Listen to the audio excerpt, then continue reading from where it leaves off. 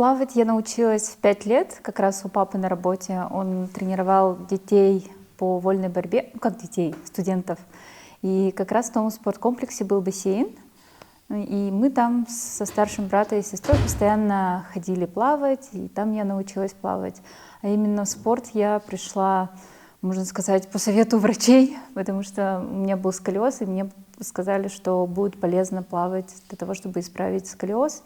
И тот реабилитационный центр, в который я ходила, его пригласили на соревнования, которые проходили в Москве, в котором собирали всех детей с инвалидностью. И там меня уже заметил тренер.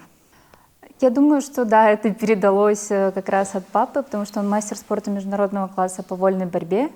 И как бы в то время, когда мы были маленькие, он еще был действующим спортсменом, потом он уже закончил свою карьеру, но тем не менее у нас дома постоянно было огромное количество именитых спортсменов, которые так или иначе ездили на какие-то международные соревнования. И так как наша семья была одна из тех, кто проживала в Москве, и в те года все ночевали у нас.